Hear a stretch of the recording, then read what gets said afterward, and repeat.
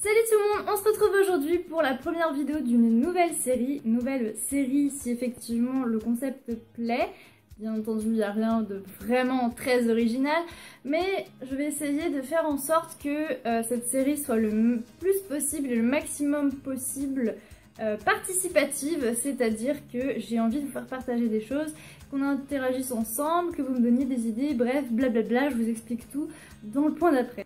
Personnellement, je trouve que le concept de chasseur d'appart, c'est vraiment super. J'aime beaucoup cette émission. Et je me suis dit qu'en fait, ce serait pas mal d'en faire quelque chose en rapport avec les livres.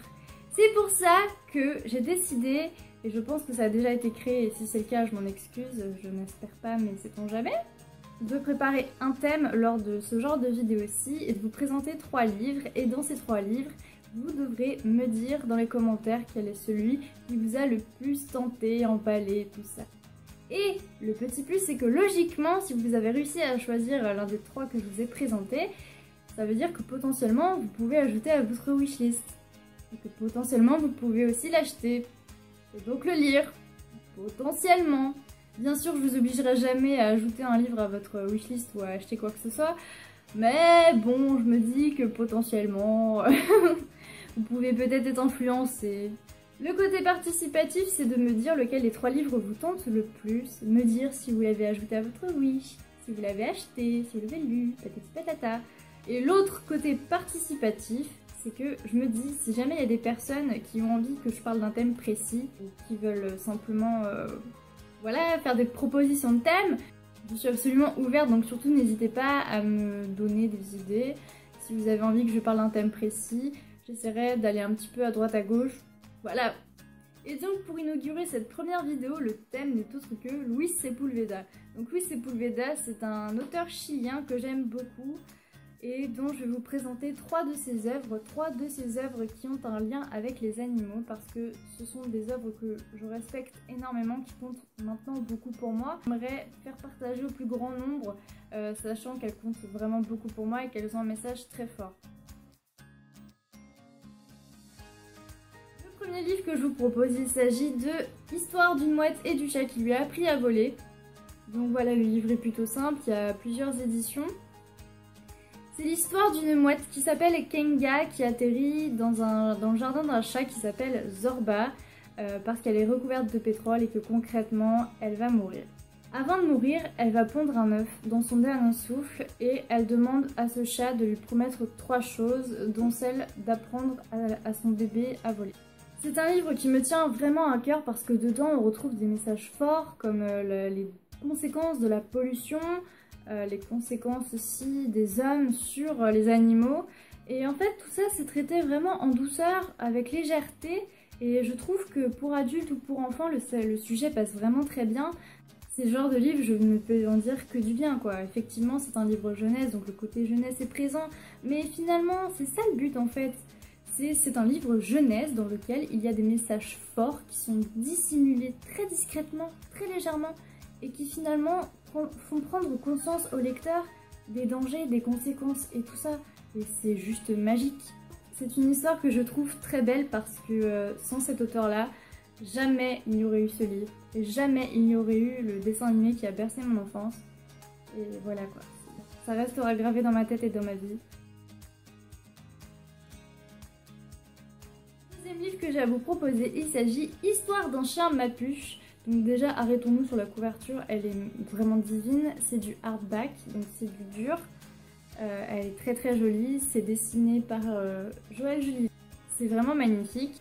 Contrairement au livre présenté tout à l'heure, il y a des dessins. Donc c'est également un livre qui est très court et qui parle de la relation humain et animal. Dans cette histoire, on retrouve Loyal, le chien, qui a grandi au sein d'un peuple appelé les Mapuches et qui un beau jour se fait enlever par un groupe de méchants en fait. Il va y vivre pendant très longtemps et se faire maltraiter par ces personnes qui n'ont aucun cœur. Et puis un beau jour, ce groupe part à la poursuite d'un homme et le chien Loyal va finalement se rendre compte qu'il connaît cet homme et qu'il doit le protéger.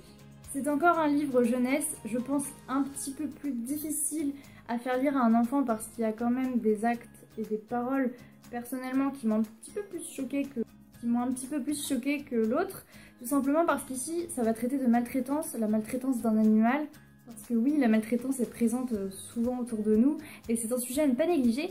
Et vraiment, je trouve que Luis Sepúlveda l'a vraiment très bien abordé dans ce livre-ci. Et c'est ça que je trouve magique avec cet auteur, c'est qu'il est capable de nous faire passer des messages vraiment difficiles et poignants en un livre jeunesse, abordable à tous, avec légèreté. Et je ne comprends pas, je trouve ça vraiment magique.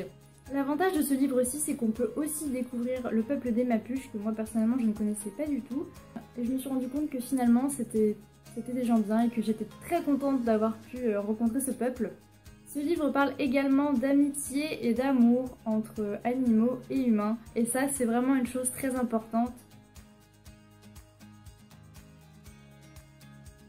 Troisième et dernier livre que j'ai à vous proposer, il s'agit de Histoire du chat et de la souris qui devint amis.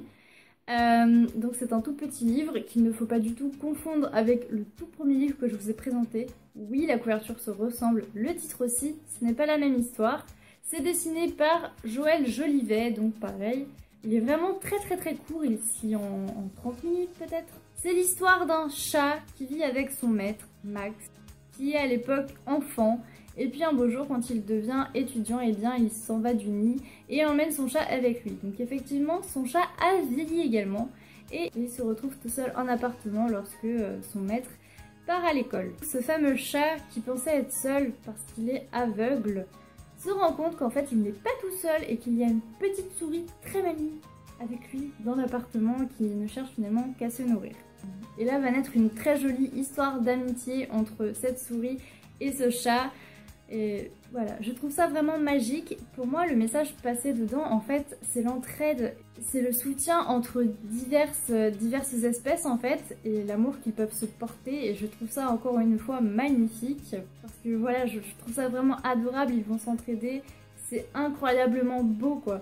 Luis Sepúlveda a vraiment le pouvoir de faire des choses magnifiques, rien qu'avec les mots. Et voilà, si je devais ajouter une dernière chose, c'est que concrètement, les 3 livres m'ont fait pleurer.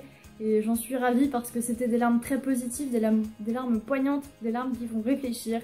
J'espère que cette vidéo vous a plu parce que moi j'ai vraiment adoré la faire. Ça fait déjà quelques jours que je l'ai en tête, surtout sur du Luis Sepúlveda. Donc je suis ravie d'avoir pu vous parler de ces 3 livres et peut-être d'avoir éveillé en vous une curiosité ou au moins de réfléchir à si je devais choisir l'un des 3, lequel est-ce que je prendrais ?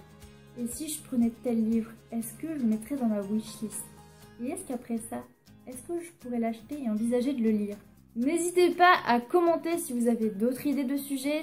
N'hésitez pas à me dire si vous avez d'autres propositions de vidéos.